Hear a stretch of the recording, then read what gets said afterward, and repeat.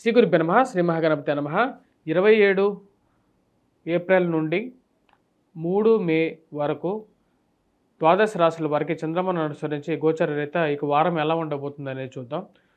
ముఖ్యంగా ముందుగా గ్రహస్థితి చూద్దాం. గ్రహస్థితి రీత్యా మనం గమనించినట్లయితే షష్టగ్రహ కూటమిలో జరిగినటువంటి మార్పు చేర్పుల్లో రాహువు శని కలిసి మీనంలో కొనసాగుతున్నారు. వారితో పాటు శుక్రుడి యొక్క స్థితి కూడా ఎటువంటి మార్పు లేదు. ఈ యొక్క నెలలో వచ్చేటప్పటికి బుధుడి యొక్క స్థితి కూడా వచ్చేటప్పటికి మీనరాశిలోనే కొనసాగుతుంది. రవి యొక్క స్థితి వచ్చేటప్పటికి మేషంలో కొనసాగుతుంది. గురువు వృషభంలో ఉంటున్నాడు. కేతువు యొక్క స్థితి కన్యలో కొనసాగుతుంది. కుజుడు నీచత్వం పొంది తన యొక్క స్థితి కర్కాటకంలో కొనసాగుతుంది. ఇటువంటి గ్రహస్థితి రాబోతున్నటువంటి వారం రోజుల పాటు ద్వాదశ రాశుల వారికి చంద్రమాను అనుసరించి గోచర రీత్యా ఎలా ఉండబోతుంది అనేది చూద్దాం. ముందుగా మేషరాశి. మీనరాశి వారికి వారం సానుకూలమైనటువంటి ఫలితాలే గోచరిస్తూ ఉన్నాయి. వృత్తిపరంగా వ్యాపారపరంగా జాగ్రత్తలు తీసుకోవాలనుకుంటారు. నూతన ఉద్యోగ ప్రయత్న సంబంధితమైన వ్యవహారాల్లో ఆచితూచి వ్యవహరించాలి అని చెప్పి ఎక్కువగా భావిస్తారు. రాశి వారికి జన్మరాశిలోకి శనిగ్రహ సంచారం జరుగుతుంది. ఆరోగ్యపరంగా జాగ్రత్తలు అనేది వయోవృద్ధులు తీసుకోవాల్సినటువంటి ముఖ్యమైనటువంటి సూచనగా చెప్పడం జరుగుతుంది. మానసికంగా ఆయుర్వేదిక్ మరియు అదేవిధంగా అలోపతి కన్నా ఆయుర్వేదమే మంచిదని చెప్పి ఎక్కువగా భావిస్తారు. మరి వాటితో పాటు చిట్కా వైద్యం వైపు ఎక్కువగా మనసు మళ్ళుతూ ఉంటుంది. వీరి యొక్క విషయాల గురించి ఎక్కువగా తాపత్రయం తెలుసుకోవాలని చెప్పేటువంటి కుతూహలంతో ముందుకు వెళ్తూ ఉంటారు. నూతన విద్య గురించి ఎక్కువగా అన్వేషిస్తూ ఉంటారు. విద్యా నైపుణ్యం పెంపొందించుకోవడానికి కొత్త కోర్సులు నేర్చుకోవాలి అని చెప్పి ఒక ఆలోచనలోకి రాగలుగుతారు. రాశిలో ఉండేటువంటి వారికి ఉద్యోగ ప్రయత్న సంబంధితమైన విషయాల్లో జాగ్రత్తలు అనేవి తీసుకోవాలి. శని యొక్క వీక్షణ రాజ్యస్థానం మీద ఉంటుంది కాబట్టి అది అంత అనుకూలమైనటువంటి ఫలితాలు ఇవ్వదు. కష్టే ఫలి అనే విధంగా కూడా ఉంటుంది. మానసిక చింత అనేది చిన్న చిన్న సమస్యలకు దారితీసే విధంగా ఉంటుంది. వైవాహిక జీవితంలోనూ జీవిత భాగస్వామి ఆరోగ్య సంబంధితమైన విషయాల్లోనూ జాగ్రత్తలు అనేది చాలా అవసరంగా భావిస్తారు. చిన్న చిన్న మాటలు మాట పెరగకుండా ఉండడానికి ఎక్కువగా ప్రయత్నం చేస్తారు. భార్యాభర్తలు ఏదున్నా సరే ఇద్దరి మధ్య ఉండాలి ప్రతి విషయాన్ని.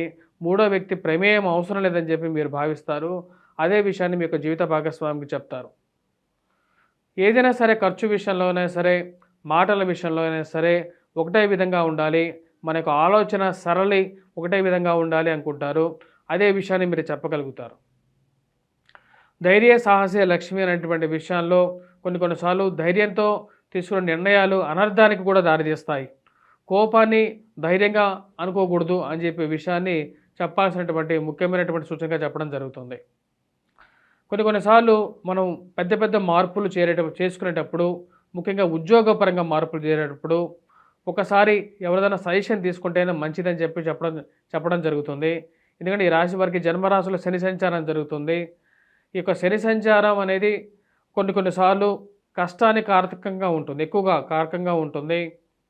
ఉద్యోగపరంగా పెద్ద మార్పులు, నూతన వ్యాపార పరంగా పెద్ద చేంజెస్ తీసుకునేటప్పుడు తెలిసినటువంటి జ్యోతిష్యులను కానీ తెలిసినటువంటి పెద్దవారినైనా సరే ఇంట్లో వారి యొక్క సలహా తీసుకొని ముందుకు వెళ్ళాల్సినటువంటి ముఖ్యమైనటువంటి సూచన. ఎందుకంటే శని అనేటువంటి వాడు ఒక టెస్టింగ్ ప్లానెట్ అన్నమాట. సో ఈ యొక్క శని అనేటువంటి వాడు మీ యొక్క కష్టాన్ని చెక్ చేసి మీకు ఫలితాలు ఇచ్చేటువంటి ఒక గ్రహం.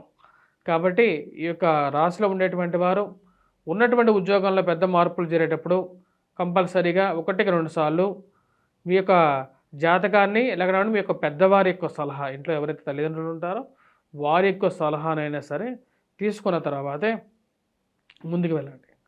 మరి వైవాహిక జీవితంలో జీవిత భాగస్వామి విషయంలోనూ ఇద్దరు ఒక నిర్ణయానికి వచ్చి ముందుకు వెళ్ళాల్సినటువంటి ముఖ్యమైనటువంటి సూచనగా చెప్పడం జరుగుతుంది. పిల్లల యొక్క ఎదుగుదల మానసికమైనటువంటి సంతోషానికి కారకంగా ఉంటుంది. పిల్లల జీవితంలో పైకి వస్తారనేటువంటి ఒక నమ్మకాన్ని వాళ్ళు మీలో పూర్తిగా ఇవ్వగలుగుతారు. వ్యాపార ప్రయత్న సంబంధితమైన విషయాల్లో వ్యాపారంలో ఖర్చు విషయంలో జాగ్రత్తగా ఉండాలని చెప్పి భావిస్తారు. ఆ విషయాన్ని క్లియర్గా చెప్పగలుగుతారు. చేస్తున్నటువంటి పనిలో మానసికమైనటువంటి సంతృప్తిని పొందగలుగుతారు. జీవితం అంటే సంతృప్తి అనేటువంటి ఒక విషయాన్ని నమ్ముతారు. మానసిక ఆందోళన అవసరం లేదు, మానసికంగా బలంగా ఉండాలి అని చెప్పేటువంటి ఒక విషయాన్ని ముందుకు తీసుకురాగలుగుతారు. అత్తమామలు మరియు అదేవిధంగా తోడికోడళ్ళ యొక్క వేధింపులు, వారి యొక్క మాటలు, సూటిపోటి మాటలు మనసుని కొంచెం తాకే విధంగా ఉంటాయి. ఏదో ఒక విషయంలో మీరు మీ యొక్క పనిలో నిమగ్నమై ఉన్నప్పుడు ఫోన్ చేసి మిమ్మల్ని వేధించడం అనేదే ఒక పరిపాటిగా పెట్టుకునేటువంటి వారు ఎక్కువగా అవుతారు. ఈ రాశిలో ఉండేటువంటి వారు కొన్ని జాగ్రత్తలు అనేవి తీసుకోవాలి.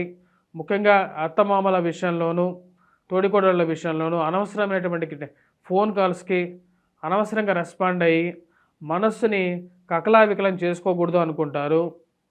ఆ విషయంలో ఒక క్లారిటీతో ఉండగలుగుతారు. మరియు అదేవిధంగా ఈ రాశిలో ఉండేటువంటి వారు వ్యాపార ప్రయత్న సంబంధితమైన విషయాల్లో ఆచిచూచి వ్యవహరించాలి. ఎవరితో వ్యాపారం చేయాలి, ఎవరితో చేయకూడదు అనేటువంటి ఒక ఆలోచన, పరిమితి అనేది పెంపొందించుకుంటే మంచిదిగా చెప్పడం జరుగుతుంది. ఈ రాశిలో ఉండేటువంటి వారు ముఖ్యంగా ఆరోగ్యపరంగా వయోవృద్ధులు ఆయుర్వేదిక్ మెడిసిన్ వైపు ఎక్కువగా మొగ్గు చూపుతూ ఉంటారు.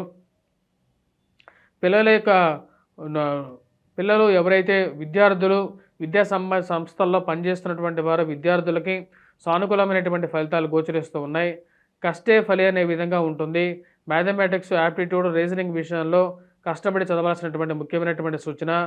అదేవిధంగా ఎవరైతే రాజకీయంగా ఎదగడానికి చేస్తున్నటువంటి ప్రయత్నాలకి అంత సానుకూలమైనటువంటి ఫలితాలు గోచరించట్లేదు. ఒక అడుగు ముందుకు పడితే 4 అడుగులు వెనకబడే విధంగా చుట్టుపక్కల ఉన్నటువంటి వారే బ్యాడ్ ప్రాపగాండా చేసేటువంటి వారు ఎక్కువ అవుతారు. దానితో ఇంకా కొంచెం నీరసించేటువంటి పరిస్థితి గోచరిస్తున్నది. రాజకీయంగా మార్పు చేర్పులు చేసుకోవాలా, వేరే పార్టీ అన్నా మారితే కొంచెం ప్రశాంతత అన్న ఉంటుంది అనుకుంటారు.